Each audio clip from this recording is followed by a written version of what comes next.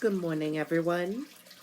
I'm Riley King, and welcome to my morning news report right here on the Riley King Network. Let's begin. Take a look at this photo right here. Dangerously cold weather moves into Granite State.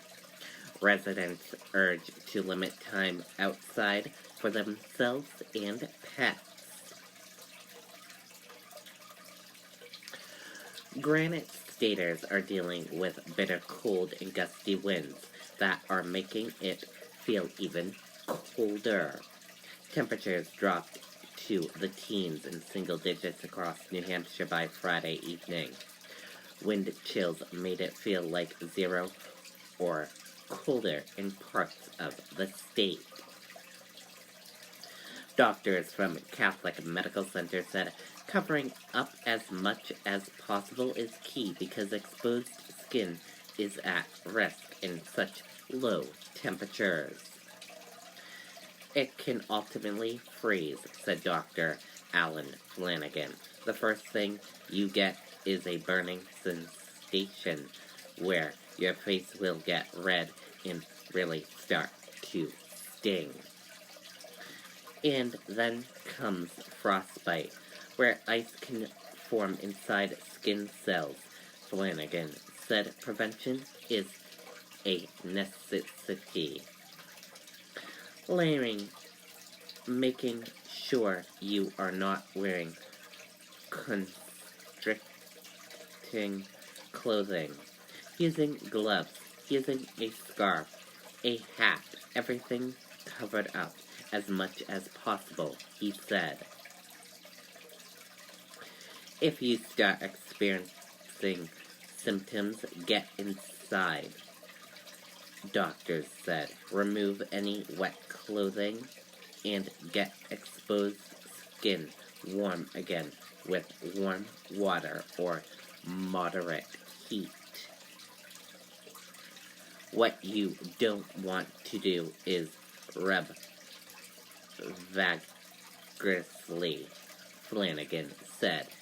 If you do that, you actually have frostbite that can actually cause damage to the tissue, and you won't even know it because you won't feel it. At New Horizons homeless shelter in Manchester, workers were preparing for a full house Friday night. We work closely, our outreach team, with the City of Manchester, Manchester Fire, and the Health Department, and other outreach teams in the city to go out and do what we call fatality prevention, said Stephanie Savard, New Horizon Chief Operating Officer. Once the shelter fills its 108 beds, those in need are referred to warming stations where staff are ready for large numbers. They work really hard to make sure we provide the best service we can, and then our warming station does a great job with the volunteers to be prepared for that as well. So we're ready. We always are ready for the folks that need the services and the shelter, Savard said.